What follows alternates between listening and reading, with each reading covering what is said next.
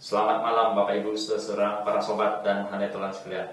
Kita bertemu kembali dalam channel kita, Lifelong Education, pendidikan sepanjang hayat. Pada malam hari ini kita akan membahas satu kitab yang menarik sekali, yaitu kitab Ayub.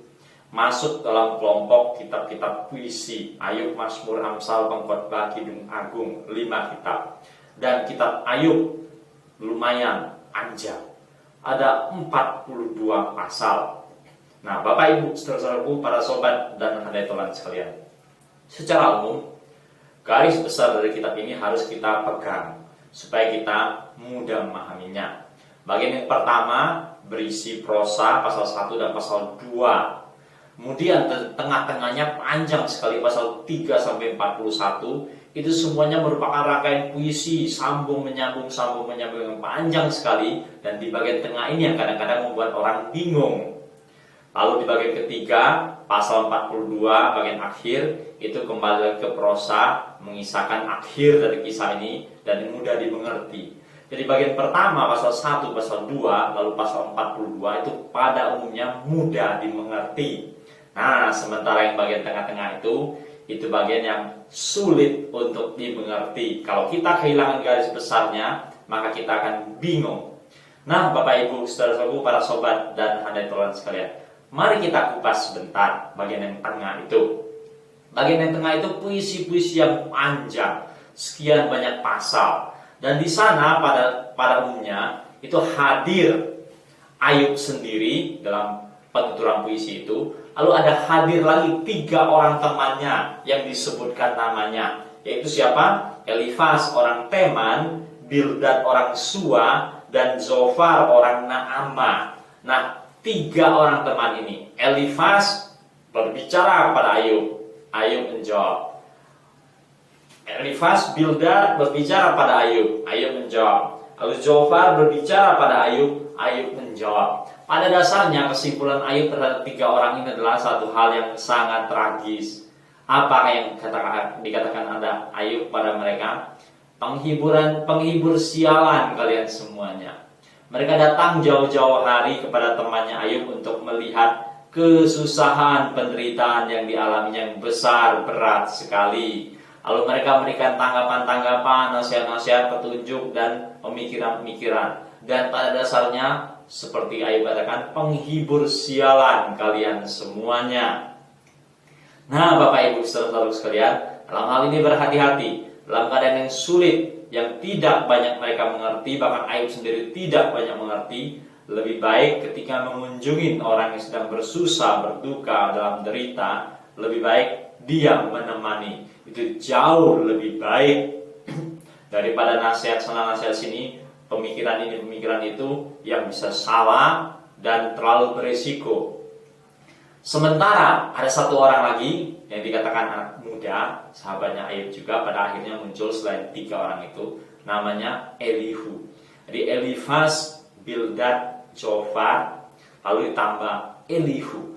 Tampaknya kehadiran orang muda ini di tengah-tengah Ayub jauh lebih positif, dalam arti mengunjungi, menghibur sahabatnya yang sedang bersusah, yang sedang berduka. Nah, Bapak Ibu saudara-saudaraku, para sobat dan hanetolanku sekalian, jadi ada 42 pasal. Engkau bisa membacanya satu hari satu pasal, atau engkau mau membaginya, baca bagian pertama 2 pasal, kemudian baca percakapan Ayub dengan sahabat yang pertama, Elifas. Baca, kemudian lanjutkan hari berikutnya, baca lagi percakapan Ayub dengan sahabatnya yang kedua, Bildad. Lanjutkan hari berikutnya lagi, percakapan Ayub dengan sahabatnya yang berikut yang ketiga, Zofar. Baru lanjutkan hari berikutnya lagi, percakapan Ayub dengan sahabatnya yang muda, Elihu. Dan terakhir, membaca pasal 42 di satu hari yang terakhir. Nah, ini akan menolong saudara untuk memahami kerangka besar dan menangkap inti-inti penting dari kitab Ayub, sehingga engkau semakin kaya mendalami, mendapatkan petunjuk yang berharga. Nah, Bapak Ibu saudara-saudaraku, para sobat dan hanetolan sekalian, mengenai diri Ayub dikatakan langsung di bagian awal bahwa dia seorang yang saleh dan jujur, orang yang tinggal di tanah Uz, takut akan Allah, menjauhi kejahatan.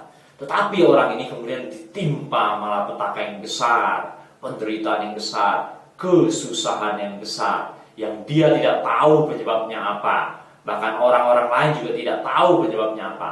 Hanya Allah dan iblis sendiri yang tahu.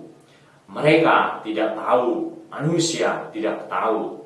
Nah, Bapak Ibu saudara-saudaraku, para sobat dan hadirin Tuhan sekalian, di sini juga memang ada satu hal yang kadang-kadang dipertanyakan orang adalah mengapa Allah bercakap-cakap dengan iblis? Mengapa iblis datang menghadap hadirat Allah? Di mana mereka bertemu? Biar ini saya tinggalkan menjadi PR untuk perenungan Bapak Ibu saudara-saudaraku sekalian. Cari jawabannya dan juga bisa mendapatkan pelajaran yang menarik sekali. Nah, kemudian Ayub dikatakan ditimpa malapetaka, anak-anaknya pada mati, harta benda hewan-hewannya juga mati, dan kemudian Ayub sengsara, dia tinggal dengan istrinya. Dalam kondisi seperti itu dia masih bertahan di hadapan Allah, kemudian diserang lagi kedua kali oleh iblis, yaitu badan Ayub diserang dengan sakit penyakit, menyebabkan gatal-gatal yang parah sekali, sehingga dikatakan dia duduk di debu menggaruk-garuk tubuhnya. Dan dalam kondisi seperti itu maka istrinya menganjur kepada dia, kutukilah Allahmu dan matilah daripada hidup dalam kondisi yang demikian. Nah, dalam keadaan seperti itu pun Ayub masih tetap bertahan di tengah-tengah, walaupun dia melihat kesengsaraan yang besar yang telah menimpa keluarganya dan sekarang menimpa dirinya. Dan istri Ayub pun juga mengalami kurang lebih hal yang sama, walaupun secara badan tidak mengalami serangan dari si jahat. Nah, Bapak Ibu saudaraku, para sobat dan hadirin Tuhan sekalian, dalam kondisi seperti itu sahabatnya datang berkunjung. Sampai setelah itu pada akhirnya Ayub mengatakan, dahulu, dalam pasal 42 ayat 5, dahulu dari kata orang saja aku mengenal engkau, tapi sekarang setelah melalui kejadian ini, melewati kejadian ini, Ayub mengatakan, mataku sendiri melihat engkau. Itu tanggapan Ayub terhadap Tuhan. Dahulu dari kata orang saja aku mendengar tentang engkau, tapi sekarang mataku sendiri memandang engkau. Satu pengakuan yang hebat sekali. Dan pada akhirnya Bapak Ibu saudara-saudaraku, para sobat dan hadirin Tuhan sekalian, tahukah engkau apa pada akhirnya? Akhirnya Tuhan memulihkan Ayub. Anak-anaknya 7 laki dan 3 perempuan dipulihkan. Dan orang-orang bertanya, bagaimana Tuhan memulihkannya? Ini juga saya tinggalkan menjadi PR bagi Bapak Ibu saudara-saudaraku sekalian, para sobat dan hadirin Tuhan sekalian, supaya engkau memikirkannya, merenungkannya, dan mudah-mudahan mendapatkan jawabannya.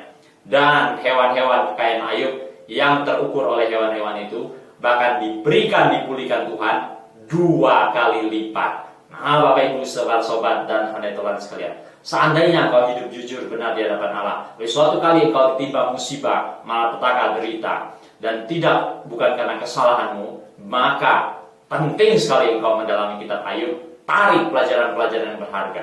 Tapi kalau engkau karena kejahatan dosa-dosamu, engkau timpa malapetaka, penderitaan dan kesusahan, bukan tempatnya untuk mencari jawaban dalam kitab Ayub. Engkau harus mencari jawaban dalam kitab-kitab yang lainnya. Nah, Bapak Ibu saudaraku, para sobat dan hadirin Tuhan sekalian, kiranya pembahasan ini menjadi berkah, membuka pikiran kita, mengenal kitab Ayub lebih dalam. Selamat malam, sampai bertemu pada pertemuan-pertemuan yang lebih menarik lagi.